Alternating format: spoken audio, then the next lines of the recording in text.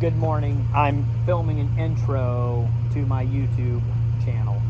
All right. Morning. I thought about doing a cold start to these tractors to warm them up. All right, perfect. I might be messing around with the combine, getting that worked on, get it clean, look nice. What are we doing that? I think your brother's already there. Rats. Nice ride. Thanks.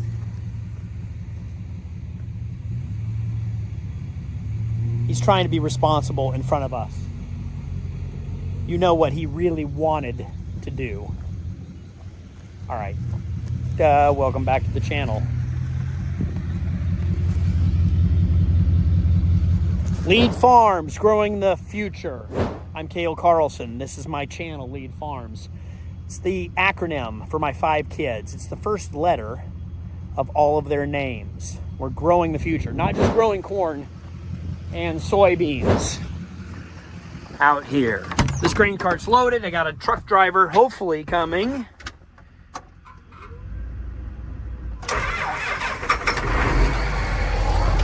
To take this load of corn to town, the ethanol plant. This corn is really heavy, yielding pretty good, and it's very heavy corn, about 62.2 pounds per bushel. Should probably clean these windshields. Grain cart number 2, when I came up with a fully loaded combine, I went ahead and dumped it in this one. So it just has a skosh of corn in here. Can somebody tell me where the word skosh, is that even a word? Do you understand its meaning? What does it mean? Where does it come from when I say a skosh of corn? I believe it means just a little bit. 8345R.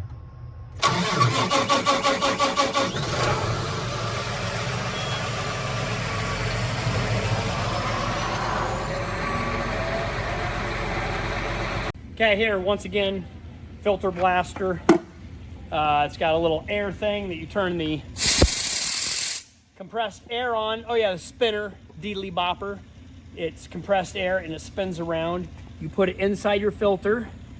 These grooves right here seal it off. This is like, not the Cars. What was the name of that music video? Devo. They have these on their head. Have you seen it? There's a music video. Okay, Devo, what was the name of that song? Really popular song, possibly in the 80s. Anyway, put it down here to seal off. I'm gonna have to look that up.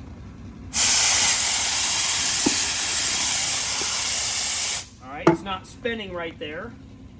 So, there we go.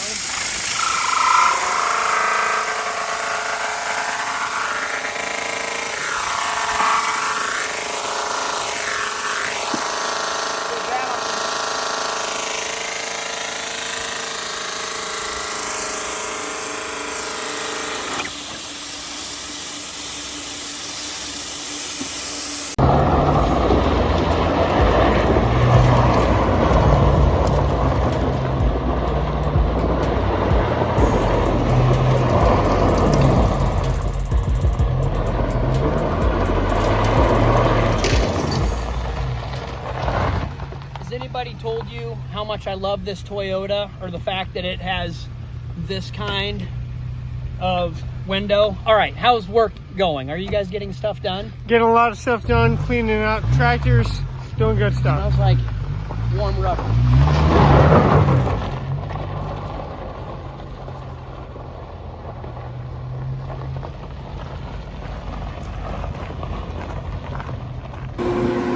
All right. We're back on top of the MFS bin, and I put my face over this breeze blowing the fan that's on this bin, and it's cold, cool, dry air. No moisture, no humidity. Typically, and the bin is half full with the grain peak up. Typically, I like to run that peak out and then continue filling it. Because what happened is the grain falls in, a lot of the fines and the chaff collect in the center and they don't spread out. So the grain all spread gets cooled and dried but there is a center column that air can't pass through it very easily. And so it can be wet corn, it can be wet, it can get warm, it can start to germinate. That's where a lot of damage can happen. So typically I like to take that entire column out by pulling out of the center and hauling that to town, or putting it through a screener, or putting it in another bin to try to spread it out. Typically that's what I like to do. We don't have time, we're not going to do that. We will keep an eye on this bin. This bin has a full aeration floor and a very good fan. So now the corn is in condition here. The center is sus, but we're going to fill it up today. Then we'll take the center out. So only let a day or two elapse. That's my plan. We'll either auger it out through truck, or I'll auger it up into the pit and put it over here to spread those fines out. Did that make sense?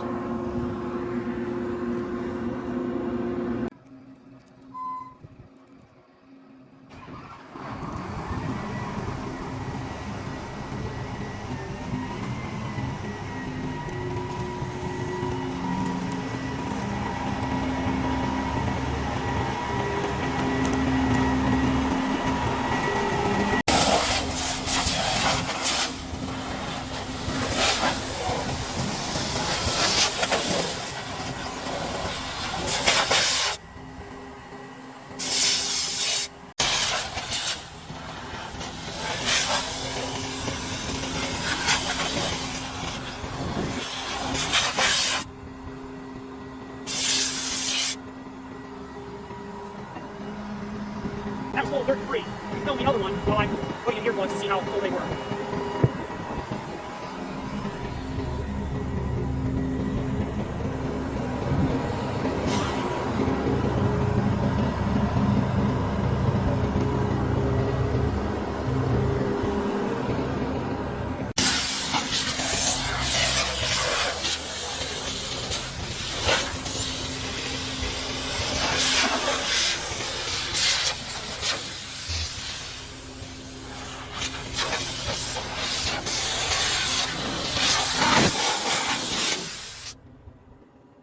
Much dirt and dust on you is not how you want to start your Monday to be working all day itching. Adam?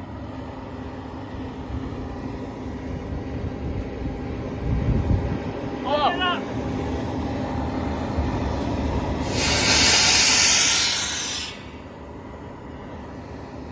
It died. Diesel engine, we need a new solenoid. The solenoid's weak. Can you push the solenoid down?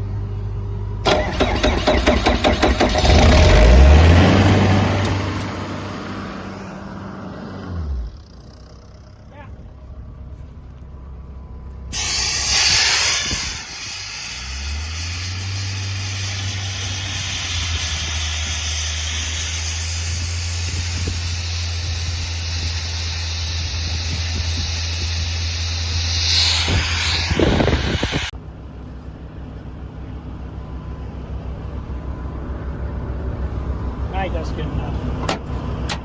Alright, harvest corn.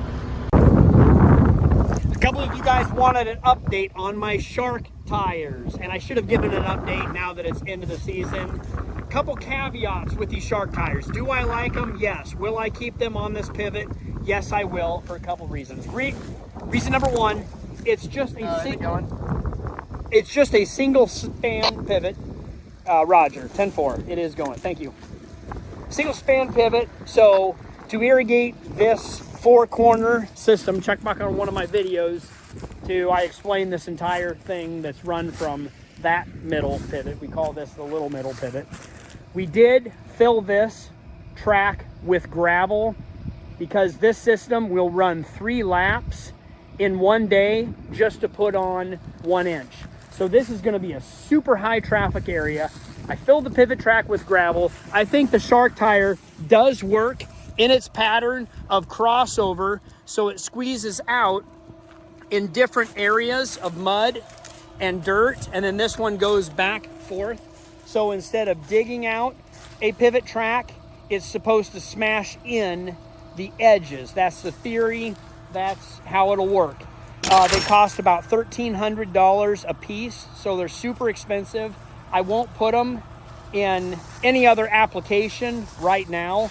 I've heard some people have problems in deep draws in rut, so in my personal opinion, they're not ideal in all locations, but I think for this application, like I said, I bought them, I will keep them. I think they do work well. They're kind of neat. New technology. I don't mind trying new things, stepping out. But I'll give you my honest opinion. They look cool. You could just buy them because they're cool, or they're the next new thing. I've done that before as well too. Let's learn about a combine, how it functions and works. Okay, theory of a combine. We're gonna do a deep dive, and I'm gonna show you as much as I can. I probably should have refreshed myself and watched a couple videos so I can figure out how my own machine works. I will try to remember the best I can. We start with the corn head and the corn stalk plant. Here's a corn stalk plant. Every plant typically has one ear of corn. As I drive the combine through, there are snapping rollers that grab the stalk and roll it down like this, bringing the ear closer to the deck plates. These deck plates right here, one of them hydraulically moves back and forth, and I can control that in the cab because I don't want the ear of corn to go onto the ground and get chopped up. So it hits this deck plate right here. Then these gathering chains run the ear of corn up into this trough where this auger augers it all the way to the center of the machine, and then it goes up in the feeder house, and there's a conveyor belt, there's a conveyor chain that grabs all the material and the corn and feeds it into the rotor. Okay, welcome to the guts, or the heart of the machine is the rotor, and this is a rotor that spins anywhere from 300 to 450 RPMs. It's a large cylinder that once the crop comes in through the feeder house into the rotor, there's a auger system and these knuckles that as it's spinning, it runs the material and the corn through. Then it threshes or shells the corn, or soybeans, in this case corn, and the corn falls through these grates, and all the cobs and a lot of the other material other than grain run to the back, get put into that chopper, and we're not chopping, the chopper is just moving the material out the back of the machine. The corn then falls down onto this bed, this shaker, and it sifts it. So the corn will fall through here down to the bottom, and all of the stalks, leaves, and cobs, get rid of that foreign material, get spit out the back as well too. There's a giant fan here that's blowing, so it's a huge sifter. Everything grain or heavy falls down to the bottom, and everything light and chaffy goes out the back through the fan, hits down to these spreaders, and then gets spread, flung out. All the clean grain go into this auger. I'm sorry, it's not an auger. It's a conveyor belt with paddle system. Goes all the way up into an auger that augers out into my grain tank. Now, there will be some corn bits still hanging on to the cob, and that gets sifted through and put into this machine, and it will bring it back up into the rotor to re-thresh it and to run it through the rotor one more time to get all the grain, to glean all the grain off of the cob. Give it a second chance to put clean grain in there. Did I explain everything? There's a lot. Ooh, one more thing. All right, so as I'm harvesting corn or soybeans or like 92 other crops, there's different settings you can adjust. So I can change the rotor speed. I can change these concaves to pinch closer to the rotor or further away. I have vanes here that go this way, and they can accelerate the crop to move it faster through the rotor, or I can slow the crop down to thresh it a couple more times. I can adjust the fan speed. I can adjust these sieves, can go more open or more closed. I can do this one, that one. There's one underneath for my clean grain. For the unthreshed grain, I can make all of those adjustments. I can adjust the speed of the spreaders for how far it throws.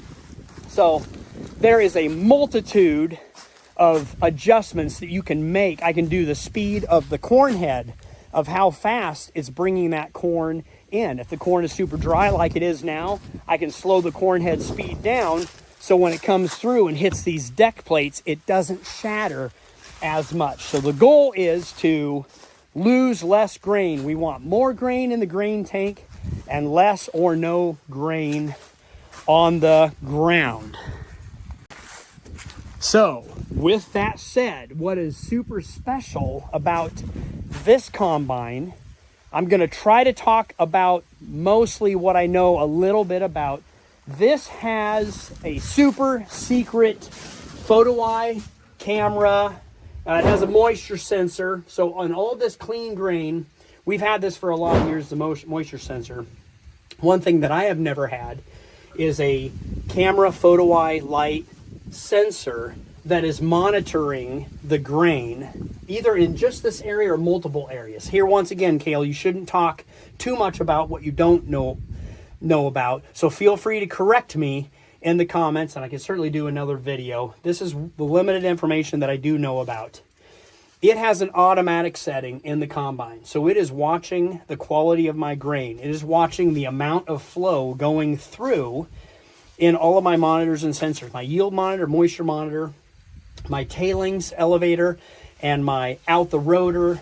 Anyway, all of these sensors are monitoring it, and they go ahead and automatically make the adjustment to the rotor speed, to the concave angle, the fan speed, the sieves, and it's all doing this in real time. So when I go into a different part of the field that's maybe irrigated or dry land or down corn or good corn or bad corn or a different hybrid of corn, it's making the adjustments automatically.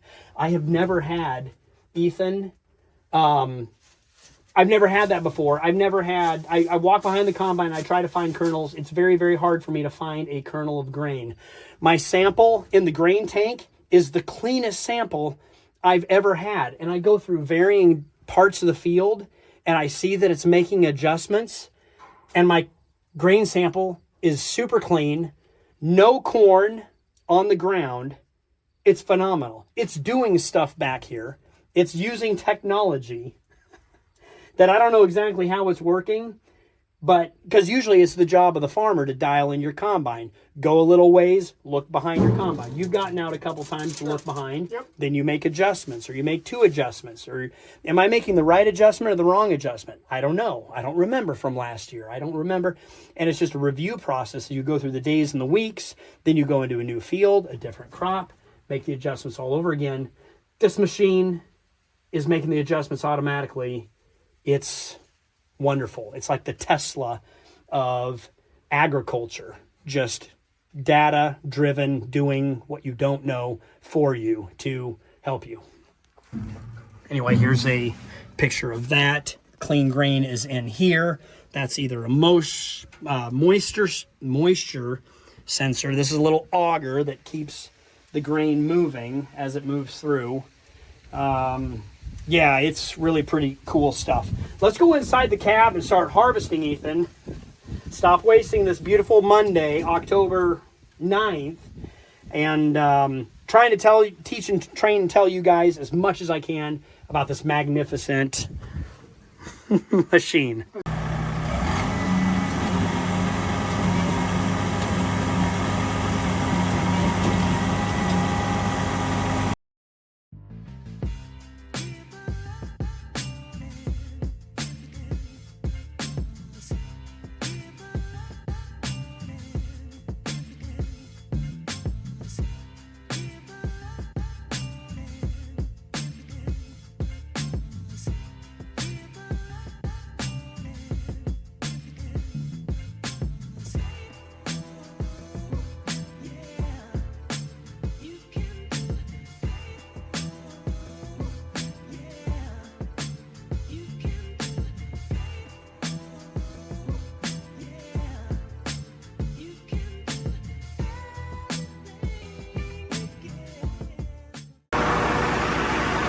essentially, we're going to film one more time in slow motion, but you can see that the cobs are trapped up here, and then the corn and this other material here.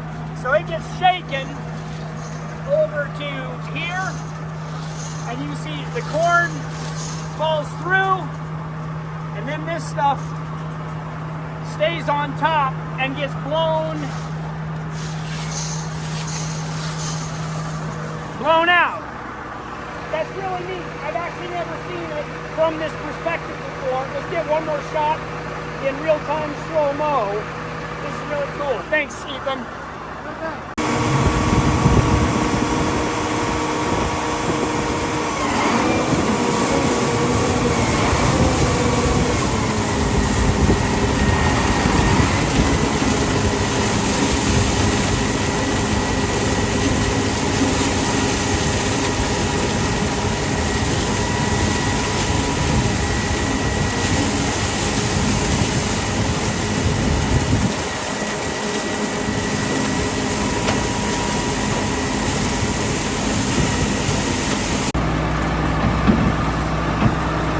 Putting these handy dandy shields back into place to keep all of our crop on the inside. But these are very handy shields to take on and off, check out, see if the rotor's plugged, see if there's any problems. And yeah, they've always had that. One more item I forgot to tell you guys. This is a chopping corn head. Not all corn heads are like this. I've got a lawnmower propeller blade right there.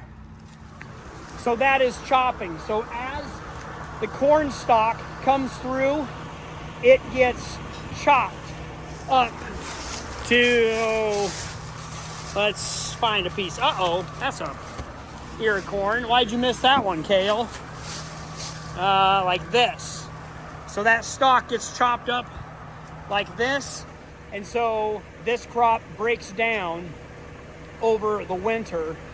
Chopping it up breaks down a lot faster, so I can plant and farm another crop next year without a lot of trash or a lot of plugging. So having this residue break down and put the nutrients back in the ground for next year.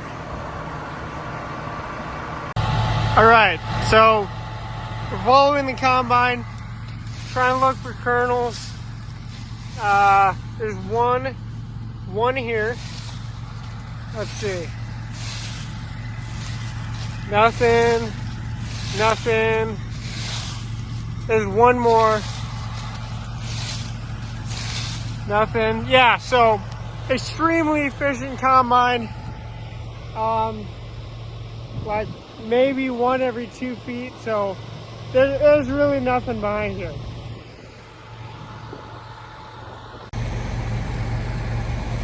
Thank you, Amanda, so much. I don't like to talk with my mouth open, so I apologize. Mouthful of food. This is so delicious. What we have here is pulled pork, 2 different kinds of barbecue sauces, one that I like, watermelon with a fork taped on it, Freshly sliced. warm buns, one of the most best chips in the world. I don't know which one between those two. Comment which is the best chip. Actually, salt and vinegar, the crunchy. Crunchers, baked. I like a lot of chips. I'd have to think about that. Comment down below what the best chip is right now, and I'll tell you if you're right or if you're wrong. This is delicious. Thank you so much, Amanda.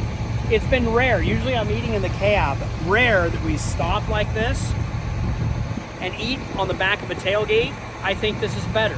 So 2 things I'm going to enact on this farm. I'm going to quit working on Sundays, somehow, some way, and we're going to start breaking for lunch, shutting the equipment off, and having a picnic. I think that's a great idea. I don't know how we're going to do that, but we're going to try. Maybe if I get some help, extra help. Thank you so much, Amanda, for bringing lunch. This really helps. No problem. Have we even brought in 1 load yet today? This has been a pretty relaxed Monday. This is how all Mondays should start. All Mondays and all Fridays. Don't work the first half of Monday and don't work the last half of Friday. I don't care if you're a farmer or not. We set up everything. We went through everything. We got everything situated. I'd say for Monday, that's pretty productive. Just getting to the point we are right now, very productive for Monday. All we were trying to do is just get to lunch. We just stalled in the morning to get out here so we could have lunch and enjoy this beautiful sky. Look at the sky. There's not a cloud in the sky. Why is is it Montana or Wyoming that's big sky country? I think it's Montana. Big sky? Why can't we be big sky? This is pretty big. Yeah. It's a beautiful day today. I'm in shorts, or I'm in a t-shirt. I'm in a Carhartt.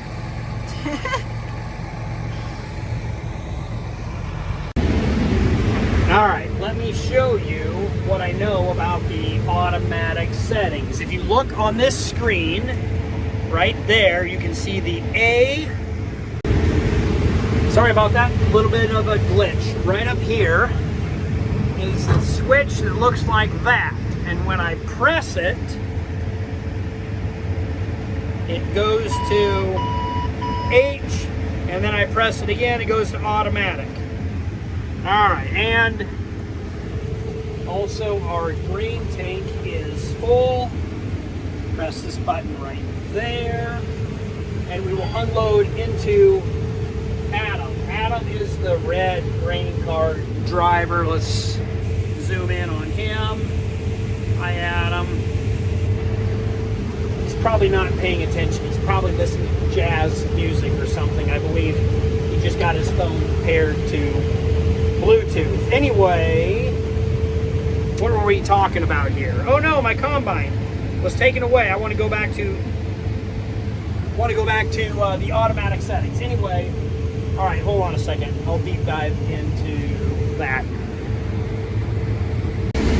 All right, so back to, we have it set on automatic, and what you can do down here is press on that, and it can tell you how much rotor loss you have, and you can choose if you want acceptable, more allow, whatever, what have you, and then it'll make the adjustments down here. Same thing for quality of grain. How much grain, broken grain, is in the sample? Hardly any. Not a big deal for this crop. This will be mostly ground for cattle food or ethanol, more than likely. So not a big deal. As we move into the food grade non-GMO white corn that I grew this year, we're going to want to do a better job on the sample. But I pretty much just dial that in, and it watches and monitors and makes the adjustments on the rotor, the concave. Here's all the sieves, the fan, clean grain elevator, tailings elevator. And it just, I don't know, watches everything for you, so I don't have to so much. I have to watch the end of the row so I can pick up and turn around. Sometimes I fold in my auger, and sometimes I leave it out. What do you guys do? Hey Ethan, I just realized you actually planted this right here. You planted this field. How many months ago was that?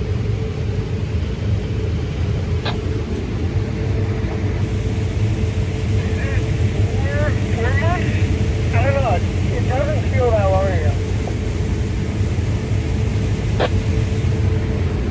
Yeah, what's it feel like to be harvesting or grain carting for, your field? I mean, even though it's my field, it's kind of, closure. Not closure, that's not the right word. Full circle. Full circle. I don't know. Yeah, relaxing, satisfying. It just feels really good for me to be like, wow, I watched the crop grow, I had to do it, and this is a payoff, you know? This is what harvest is all about. Yeah, welcome to farming. Be careful, it's a bug, it's an addiction. This is how it happens. This is Gateway right here, probably.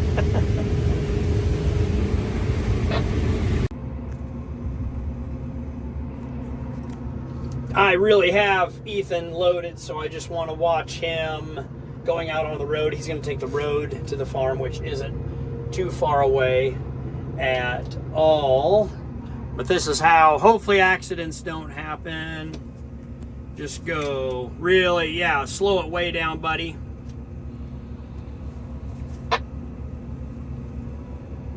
Ooh, I don't like that. I think we're going to send him.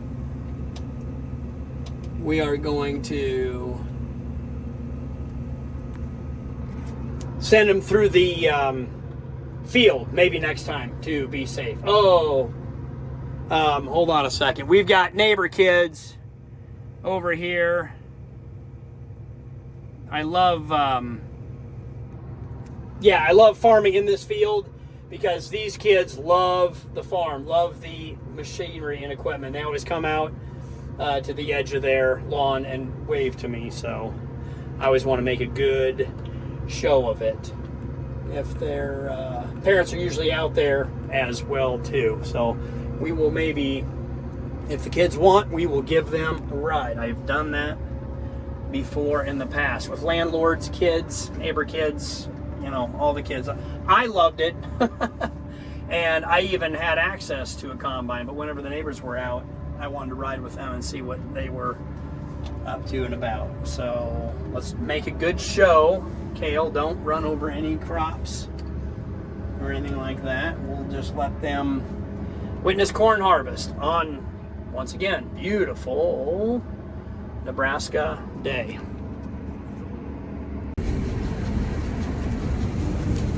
Adam, do you remember this? That one night? What was the name of that video? When that broken tire, this is the spot where we fixed it. And all the run over damaged corn. That night that we had the JLG and all the mosquitoes and stuff. And I biffed it in that ditch. No, I remember that. I was the one filming, got on top of the, oh man, yeah, I remember that. It's kind of a good way to kind of like the lore for the farm, I guess. I don't know, it's kind of cool. I wonder, so all this corn we knocked over, this is an opportunity to maybe pick it back up? Question mark? I might be a little late for that. No way, it's never too late. As a farmer, always think about recovering lost profit. Yeah. Yes. It kind of worked. It did, of course it worked. My plans always work. We should probably go look at that lug nut gearbox deal. See how those held right. If I remember right, in the video, we did not get the lug nuts all the way in the rim as we were tightening the nuts. But we should go take a peek at that. It is right over there. Ah, you can't see it. That's terrible. Have I mentioned how much I love the lights on this new machine? Going across the pivot track here. This is the light switch.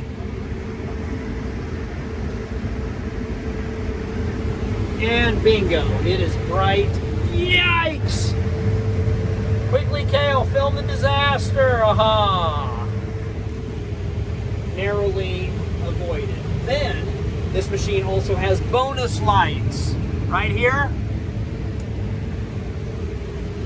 Super high power beam for any oncoming traffic that is heading your direction in this cornfield.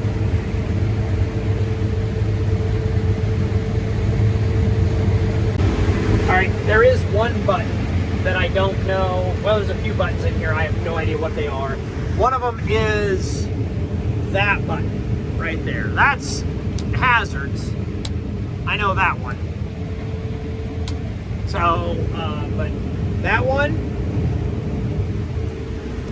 I have no idea what it is or what it does. And I've owned this combine long enough and I've been in harvest long enough.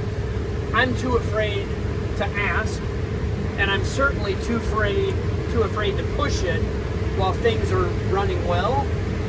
It kind of looks like it launches a rocket out the back.